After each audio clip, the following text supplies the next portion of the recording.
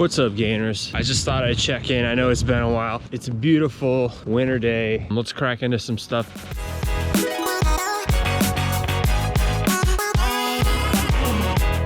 All right, welcome to the video, guys. Today we're gonna be talking about training in the cold, how to do it and why to do it. Right now it's about 23 degrees in Scranton, Pennsylvania. And as you can see, I'm sort of minimally dressed. I got short sleeves on. I got fingerless gloves. Sometimes I go without. Sometimes I do need the gloves because my fingers get numb, and we'll get into that. This is a video for you guys that really have no choice but to work out outside. You can't work out indoors because of your situation, and you can't go to a public place either. I got nowhere else to go! So you're kind of stuck in this weird in-between ground. For me, I know my best training is usually done outside, and I want to show you guys that it's really no big deal to just do this and try it out. So let's pop into it. Let's show you guys what we got. Ain't nothing changed but the weather. The dangling carrot that hang from the rear view. Your dreams in the past ain't nowhere near you. Backseat drivers got nothing but 2 cents. Shotgun riders too biased, they all liars. I should get an A for effort, I'm too tired. But I'm never giving up, that's why I'm kinda admired. Role model, like it or not, I gotta play it. Sugarcoat the rhyme sometimes, but still say it. Said I was quitting at 40 is just a fib. I'm still a kid that's wiping the food off of my bib. You ever wanted something so bad that you could taste it? Cried over every opportunity wasted. Good and bad news, which one you want first? Either way you pick, the bad still gonna hurt you. Okay, so why would anybody seek out cold therapy or approach working out in the cold like this? It seems like a weird thing to do. There's a few alleged benefits, like among them are improved concentration and focus, reduced inflammation and muscle soreness. Your immune response is supposed to be enhanced. For me, it's more of a mental edge in knowing that I can work out in any condition, in any environment, and knowing that I can be an all seasons warrior. And beyond that, it's more about teaching myself that nothing is really that bad. Like, cold weather is nothing to be afraid of, because I think evolutionarily you try and avoid the cold at all costs, but it's actually not that big a deal. And you just get used to it over time. One thing I do want to say though is if you have something like asthma or a breathing condition, I wouldn't jump into this. In fact, if you have asthma, I wouldn't do this at all.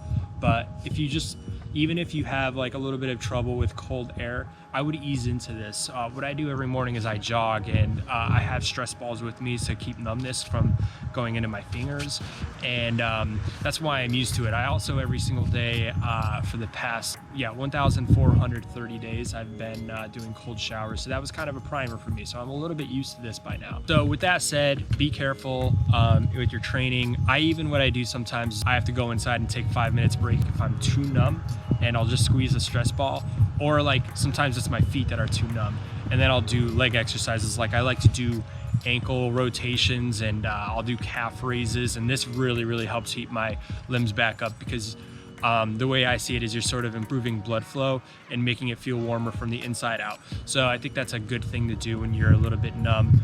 I like to do this thing also where I make fists with my toes. Fist with your toes. I know, it sounds crazy.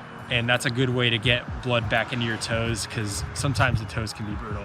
So I would try things out like that if you really have an issue with numbness. Like, my limbs are hypersensitive to numbness. I don't know why. I've had frost nip about 5 years ago from staying out too long and not listening to my body. So be mindful of that. Be careful of it. Just take breaks if you really have to. I think I'm at the point where I don't really have to anymore, but sometimes I will once in a while. Okay, so with all that said, how do you get into this? How do you break into it? How can you get used to it and not be freezing out of your mind? Well, first of all, I want to say it's a little bit of a tough shit situation. You know, it's got to be tough no matter what. You have to sort of do it anyway. What I like to do in the morning when I go for a jog is I like to just get it over with and remove all hesitation. I just wanted to show you what it looks like when I'm ready to go outside.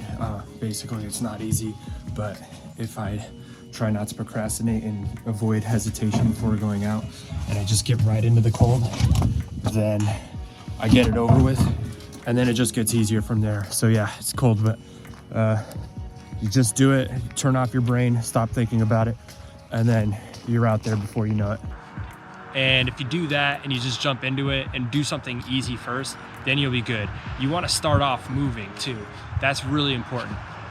So yes, it's going to take longer to warm up with working out in the cold, but that's okay because you have to do it. Another rule that I have, this is just a personal rule, always be moving, ABM, always be moving. Once you get too static, then you start getting a little bit cold again. So if you're always moving, unlike me right now, you should start getting used to it. That's why I like to start with the jog in the morning. And then what I'll do is I'll usually start doing things like jump rope. I'm used to track and field, so I am pretty used to doing line drills. I do it every morning before I do backflips and things like that.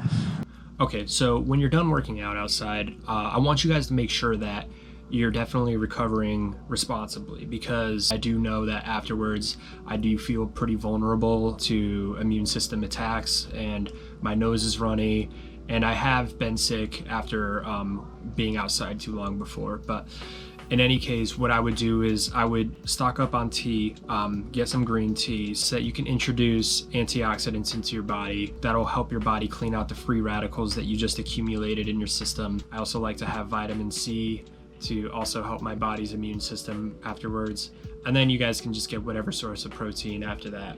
Definitely one thing that's really important is make sure you're getting sleep. If you guys can try and get 7 to 8 hours, that's perfect. If you're a little bit below 7 to 8 hours, I would say don't push yourself too much in these workouts outside, but that's definitely a prereq. And that's just good general advice, is always make sure you have 7 to 8 hours of sleep. But definitely if you're gonna be working out outside, make sure that your system is well rested, especially if you're doing backflips and crazy stuff like that. You don't want to play dangerous games on low sleep, that's for sure. And another thing I want to say about these workouts is generally they will take longer, because if you have to set up and get things outside to work with your workout, like you guys saw, I had some equipment there with me. That's the major con, is these things take way longer, especially if you have to go inside to take breaks like I mentioned earlier, because that's just going to slow down your workout. So you're going to notice that a workout that should probably take 30 to 45 minutes is going to take closer to an hour and a half to 2 hours.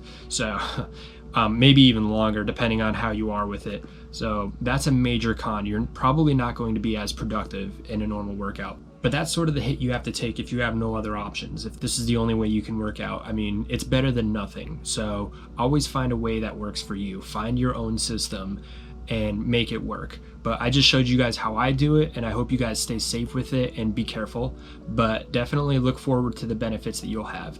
I noticed that ever since I started doing this, I was training in sometimes single degree weather, sometimes lower teens, and then all of a sudden there was a bit of a warm front a couple weeks ago. It was like in the mid to high 30s, and it felt like spring to me. So I don't know if that's just a matter of perception or if there's something to all of this, but it felt great, it felt liberating, it felt like I could be out all day, and that was really cool. If you guys found inspiration from this video, definitely let me know below in the comments. I want to find out how many other of you are out there that are maybe struggling with this, or maybe you're doing it like a boss. I'd like to know. And if you like the video, definitely like it and subscribe, because there's another video coming next week. Thanks guys, peace out.